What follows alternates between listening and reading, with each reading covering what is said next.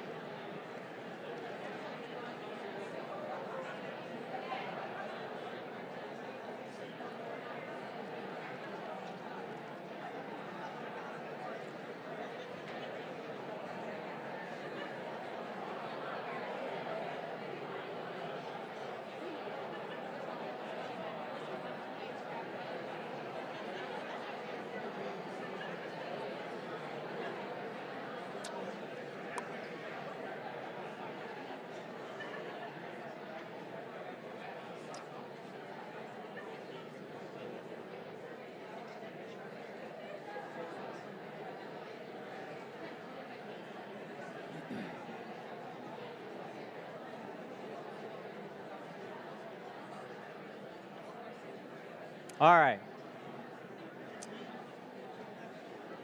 Can you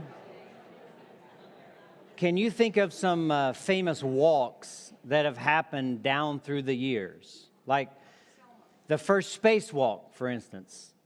That happened, you know when that happened? March of 1965, at the age of 30, a Soviet cosmonaut made the first spacewalk in history. He actually beat out the American rival Ed White on Gemini 4 by 3 months. Spacewalk. Also in March 1965, there was that important 5-day civil rights walk led by Dr. Martin Luther King Jr. from Selma, Alabama to the Capitol, Montgomery, Alabama. It was a 54-mile walk. Very important walk. Back to space, there was the first moonwalk on July 20th of 1969 when Neil Armstrong, he planted his spacey Doc Martens in that cheesy surface known as the moon. It was a pretty big deal, right? If it really happened, you know, I mean. Anybody remember watching that live by chance? Okay, a few of you, yeah. So there's that moonwalk, and then there's the other moonwalk, right? Popularized in 1983, which probably most of you have tried at one point in time or another. Of course, yeah. Yeah. No. I appreciate it.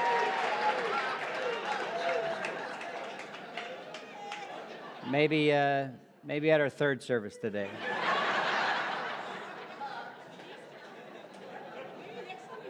Got a little hot in here. Of course, there are famous places to walk in this great big old world of ours, right? For instance, you could go in the Andes Mountains of Peru and walk up Machu Picchu, which is about 8,000 feet in elevation. Or you could go to that dormant volcano in Tanzania, Mount Kilimanjaro, about 19,000 feet above sea level.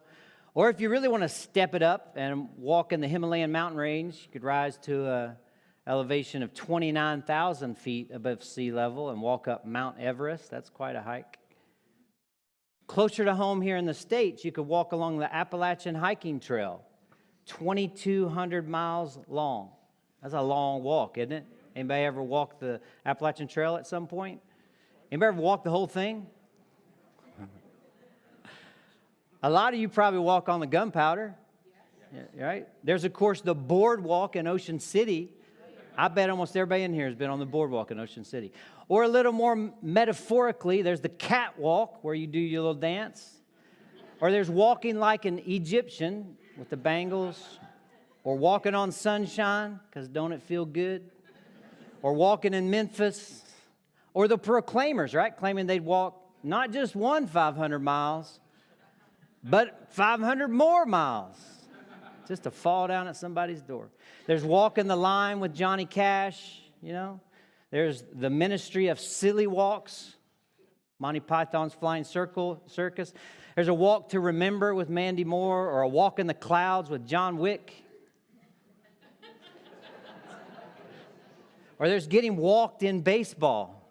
Hey, how about those O's, huh? This is the year. Say it while you can.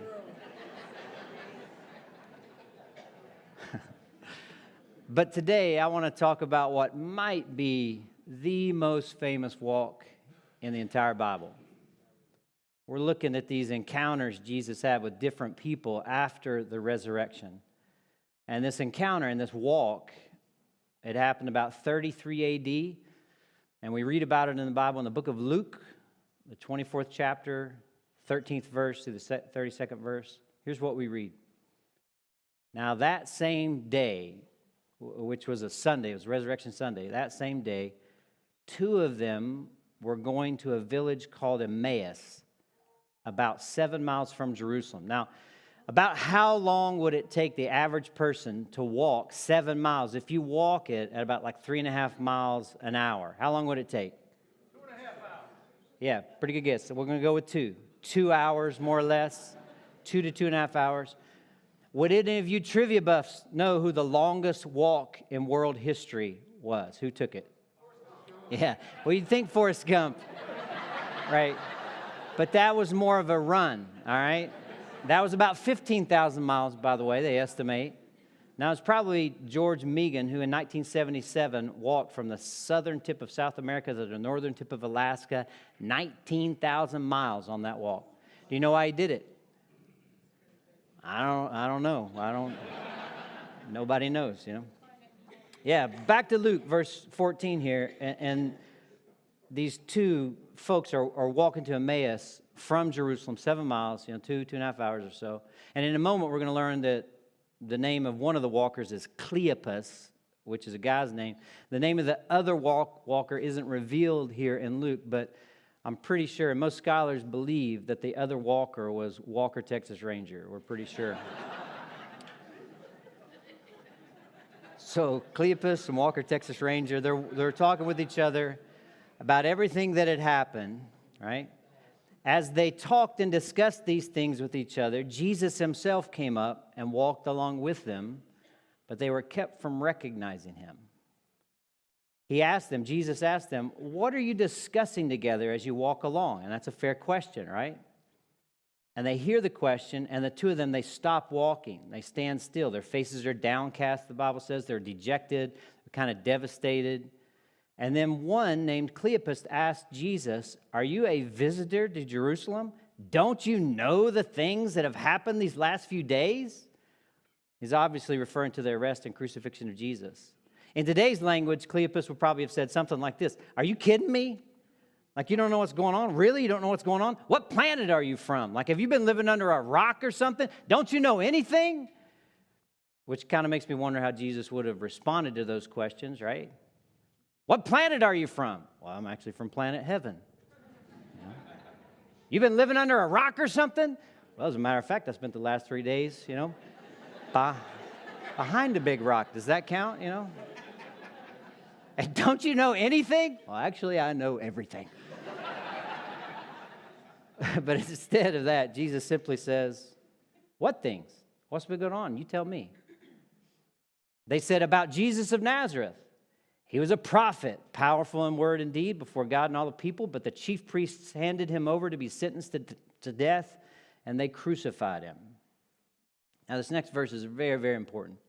Verse 21, look at it closely. We'll come back to it, but they say, but we had hoped that he was the one who was going to redeem Israel. That's what they were hoping for. And what is more, it's the third day since all this took place. In addition, some of our women amazed us. They went to the tomb early this morning, but they didn't find his body. They came and told us that they had seen a vision of angels who said he was alive. Then some of our companions went to the tomb and found it just as the woman had said, but him they did not see. Like they may have been concluding that maybe the body was stolen or desecrated or something like that.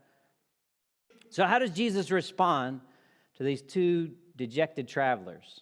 Does he say like, oh man, I feel your pain, I see your dejection, I sense your sorrow, let me pray for you? Nope. How's this for a kind and compassionate response from Jesus? He said to them, how foolish you are, and how slow of heart to believe all that the prophets have spoken. Did not the Christ have to suffer these things and then enter his glory? I mean, shazam, right? You might expect something else from Jesus, you know? But he emphatically says how thick-headed you are, how slow of heart you are. Why didn't you believe all that the prophets had said? I mean, he's bringing it here. And then, beginning with Moses and all the prophets, he explained to them what was said in the scriptures concerning himself. All right, so Jesus, talked for a while as they walked along that 7-mile walk. He gave a little sermon. He did some teaching here. Quick question. How much time did Jesus have to give his sermon to him? 2 to 2.5 hours. We're going to go with 2.5. So settle in, kids. As fair is fair. Where the Bible speaks, we speak, right? All right, so then they arrive at the home of these travelers, and Jesus gives indication that he's going to keep on walking. I love verse 28. As they approached the village to which they were going, Jesus continued on as if he were going further. Jesus acted like he was going to keep going. Jesus is saying, if you've had enough of this conversation, no worries. Like, you're not going to hurt my feelings at all. I'll just keep walking. Gang, Jesus never forced himself on anybody. Not in that day, not in this day. You get to decide. Jesus is communicating, tell me if you've had enough. Like, I'll limit my supply to your demand. So he says, hey, I'm going to continue on as if he's going further. But they urged him strongly, stay with us, for it's nearly evening. The day's almost over. So he went in to stay with them. When he was at the table with them, he took bread. He gave thanks. He broke it and began to give it to them. Then their eyes were opened, and they recognized him. And as soon as they recognized him, the Bible says, and he disappeared from their sight. Vanished. Poof. Put on his invisibility cloak, and he was just gone, Now, the next verse, they say, like, what's the matter with us? How come we didn't recognize him on the road? How come we didn't recognize him when he was giving us this teaching, this Bible study? How come we didn't recognize him right away? Instead, verse 32 says this, they asked each other, were not our hearts burning within us while he talked with us on the road and opened the scriptures to us? Were not our hearts burning? And the Bible says that those two walkers, after they had recognized Jesus and he disappeared, they ran the 7 miles all the way back to Jerusalem. Question, how long did it take them to run all the way back? 2.5 hours. You ever run in sandals before? Come on. Took them the same time. They got blisters, things breaking. But they gathered the disciples. They run back. They gather the disciples together, and they say, hey, in case you're wondering, Jesus really is alive. We just had a 2-hour sermon from him. We just walked 7 miles with him. We just ate with him. He broke bread in our house. He's alive. We've seen him. We're eyewitnesses to it. This might be the most amazing walk in the entire Bible. Absolutely unforgettable. But there was that one quite uncomfortable moment during that talk with Cleopas where they said, we had hoped that Jesus would redeem Israel, but he got sentenced to death and was crucified. And then Jesus calls them foolish, and he teaches that long teaching there. Let's just unpack what's going on here. Because you see, the real reason these two walkers on that 7-mile hike were as bummed out as they were that day was that they had gotten their dreams dashed. Right? They said as much in verse 21. But we had hoped. 4 words. But we had hoped. And my guess is every single person in this room has at one time or another said a phrase like that, similar to that, or maybe that phrase. But I had hoped that my job was secure. But I had hoped that my son or my daughter, was finally grown up, getting their act together. But I had hoped that he was the one or she was the one. But I had hoped to be married by now. I had hoped to have kids by now. But I had hoped we'd get a better report from the doctor. I had hoped that my marriage would last forever. I had hoped that the best days were ahead of us. But I had hoped. I hoped one thing, but in reality, it's another thing. I wanted this, but it turned out a different way. And man, that can be tough to deal with. For these two walkers to Emmaus, they could understand. They had huge hopes in Jesus. And they had just gotten their dreams dashed. They had observed Jesus' ministry for 3 years, and they saw his wisdom, and they saw his power, and they had begun to hope. They had begun to hope that God had finally heard the cries of the Jews to send a king, a Messiah, a liberator, to get Israel out from underneath Roman oppression. They were so sick of Roman oppression and Roman occupation in Israel. They were so sick of seeing Roman soldiers in their streets and in their yards. They were sick of the tax rates that they were first forced to pay by the Romans and the recession that it had brought on their local economy. They were just sick of it all.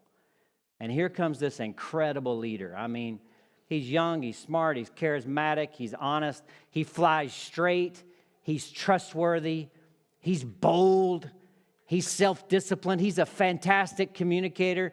And to top it all off, he possesses these supernatural powers. And so they start connecting all the dots, and they say to each other, well, he's it, man. He is the one. He's the one sent from God. Sent from God to do what? To bring a regime change, right? To throw the Romans out on their ears, to put Israel's future back in its own hands, to get rid of the back-breaking tax burden, to stimulate the economy, to get things rolling again. Then, finally, all of Israel can get back to normal. People can go about their business. People can be free to do as they please. There was no deep spiritual reason why those two walkers were dejected and sorrow-filled that day.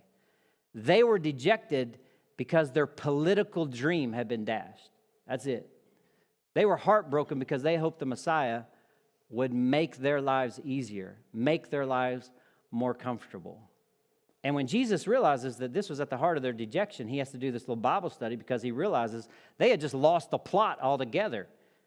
He has to reacquaint them with the reality that God sent his son to planet Earth to bring about a regime change, all right, but a whole other level of a regime change than these two walkers were thinking about that day.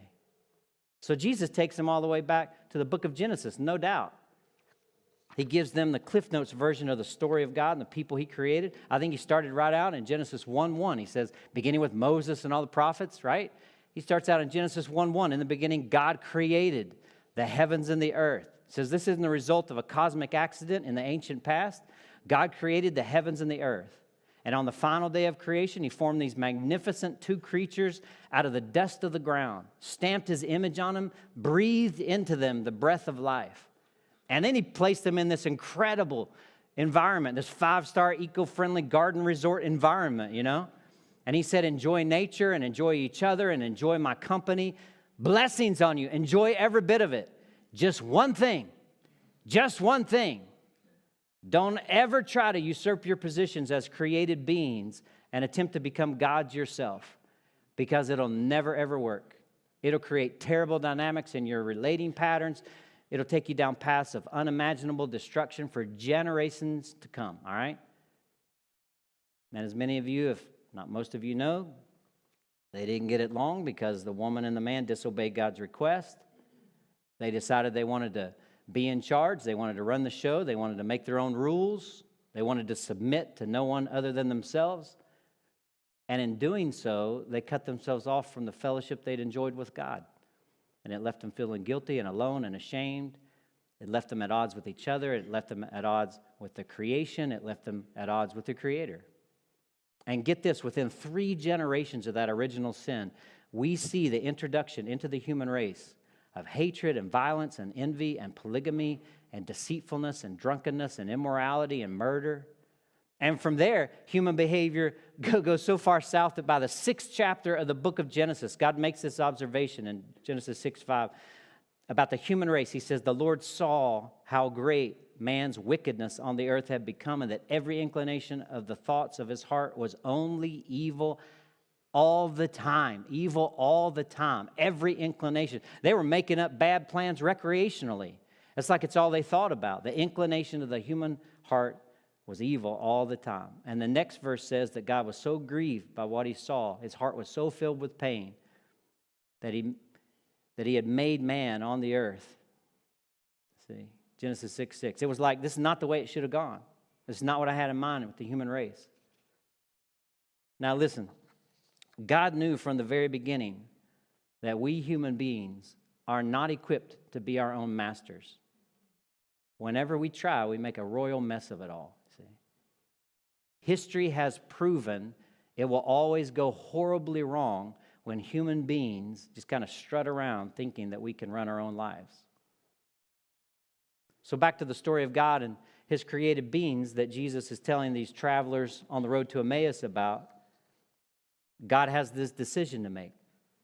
3 options, right? He can turn his back on humanity, let it self-destruct. I mean, it was already headed that way, right? Not going to take very long. Second choice, he can eradicate the whole thing, wipe it out, blow it up, be done with it. Or the third option is he can attempt to redeem and restore these fallen people. And that, number 3, is the highest cost option. It's the riskiest option. It's the option that will push God to the very limits of his patience with humanity. But option 3 is the option he chooses. And the centerpiece of how he's going to pull it all off will take the breath away from everyone who truly, truly understands it, you see. The centerpiece of it all is a thing called substitutionary atonement. The prophet Isaiah talked about this 700 years before Jesus was even born. Listen to these words. But he, I'm talking about Jesus here, looking ahead in history, he was wounded for our transgressions. He was bruised for our iniquities. The punishment that we deserved was put on him, and by his wounds we are healed. All we, like sheep, have gone astray. Each of us has turned to his own way, and the Lord has laid on him the iniquity of us all. All right? We've all gone astray. Gang, I've gone astray. I got my hand up, right? I have gone astray on more occasions than you could ever imagine. I have left the rails of God's best intention for my life on many occasions and gone into ditches. All we, like sheep, have gone astray. Each of us, every one of us, has turned to his own way. And yet the Lord laid on him, on Jesus, the iniquity, the sins, the wrongdoings of all of us. If I were a betting man, and maybe I am, I would bet my eye tooth that this was the central part of Jesus' conversation as he walked with those 2 travelers. It had to be, because it's what the Bible is all about, you see. Because it's the central concept in the Christian faith. And it is what differentiates Christianity from every other way of thinking about faith and God in our world today. And don't let those 2 big words fool you. Substitutionary atonement. We talk about it from time to time around here. Like when you were in elementary school and your regular teacher got sick, they sent your class a what? That's right, a substitute. What did you do to your substitute? You did horrible things to your substitute teacher. You sure did. A substitute is someone who takes the place of another. What about atonement? Well, think of it like this. You get stopped doing a 55 in a 35-mile-an-hour zone. You get a ticket. You know, you go to traffic court, let's say, and the judge will tell you how you're going to atone for that offense. The judge tells you what will satisfy the demands of justice, what is required. You know, you pay a fine, $300 fine, traffic school, whatever, and then you pay them out or you go to the class, and that's atoning for your wrongdoing. That's satisfying the demands of justice, right? Now stick with me here, because this is what is at the heart of the Christian faith. This is why Good Friday, which is coming up this Friday, this is why Good Friday is good. When our holy God decided to redeem and restore screwed up, rebellious people, of which I am one, as are you, someone had to satisfy the demands of justice. Someone had to pay my moral traffic fines, and yours as well. And God sovereignly decided to send in a substitute so that I didn't have to pay my fine and you don't have to pay yours. And that substitute was Jesus Christ. He was the substitutionary atoner. And the atoning fine that had to be paid was death. Through Jesus. God, through Jesus, actually pays the penalty himself, you see. It's a sobering thought, but a very true thought. Our wrongdoings, all accumulated, are so serious and so plentiful that they demanded the ultimate sacrifice to satisfy the standards of justice. See, sin is a serious deal. And I used to think about it like this. I've told you about this before, but I used to think about, when I would think about this, I used to think about being in a courtroom and, kind of framing it up here, and I'd be standing before the judge, and my lawyer, is beside me. And the lawyer, I'm guilty of whatever it is. And my lawyer there says to the judge, Judge, listen, I know Dave here, he did something wrong like this, but Judge, we got to go easy on him. Just take it easy on Dave. He's a pretty good guy overall, like he tips well, he's kind to most animals, he doesn't, do drugs, he keeps his car clean. He holds the door open for people. Let's go a little easy on him. I used to think of it that way, but that's not it. This is actually what's going on here. Okay, I'm in the courtroom. I'm guilty. My lawyer says, Judge, he's totally guilty. Guilty of sin. He's just totally did it. He's in trouble, and you should throw the book at him. That's the only just thing to do, right? A just society. You got to have justice. You got to throw the book at him, Judge. And the judge comes down with the verdict and, the sentencing, and the lawyer says, but give it to me. I'll take it. Let him go free. He's the one who did it. I don't deserve it, but I'll take his place. The punishment that is meant for him should go to me. See, substitutionary atonement is the doctrine of Jesus dying on the cross in our place. It's not just a sacrificial giving. It's the theology of Jesus taking on our sins and giving us his righteousness. He imputeth me unto his righteousness is the technical word. The ultimate trade-off is what it is. His for ours. Peter writes about this in the Bible in 1 Peter 3:18 when in his first epistle saying, For Christ also suffered once for sins, the righteous for the unrighteous, that he might bring to us God, being put to death in the flesh, but being made alive in spirit. Which is why, going back to this conversation on the 7-mile walk, Jesus says to these two travelers, did not the Christ have to suffer these things? The Jews were thinking that the Romans screwed up or that the chief priests screwed up or that some terrible accidental thing had happened to the Messiah. And Jesus is saying, no. This wasn't an accident to the hands of someone who didn't know what they were doing. This has been God's plan since the book of Genesis, that a substitutionary atoner would come and take the place and take the hit that human beings should have taken. And listen, here's at the heart of our faith. If we don't get this, we don't get God, we don't get the Bible, we don't understand Jesus. The two travelers on the road that day were dashed with disappointment because the one they thought who was bringing a political regime change to their oppressive circumstances had been killed before he got the job done. That's what they thought.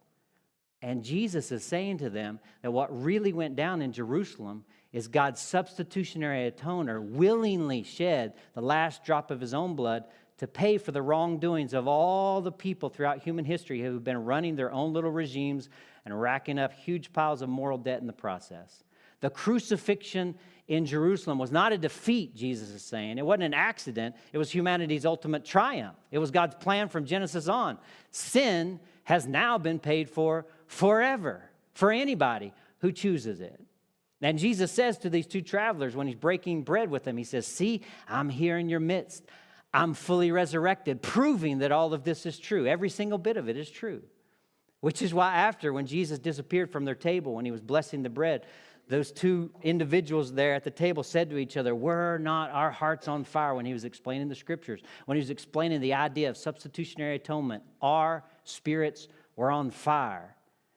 And they said that because anybody throughout history who has heard and grasped the beauty and the power and the concept of substitutionary atonement for them feels like their heart is on fire. See?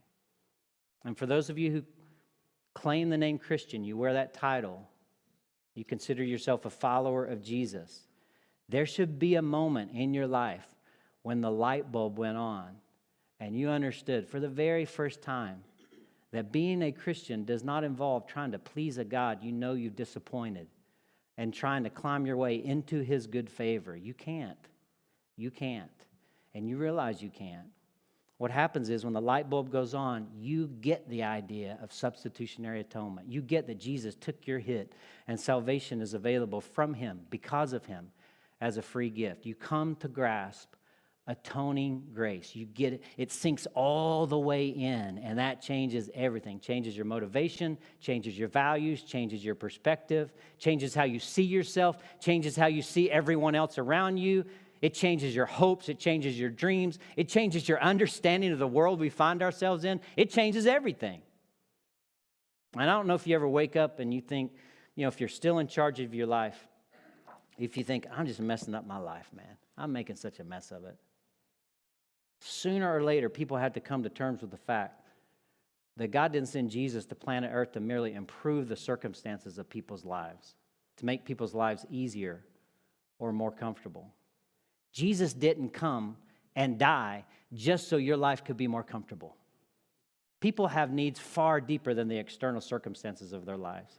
Beneath the veneer of life, human beings have deep, deep needs, and the greatest need is for every human being to be rightly reconciled to the God who made them. You will never know life in all its fullness until you're rightly and closely connected to and relating to God. We're just like these two guys headed to Emmaus.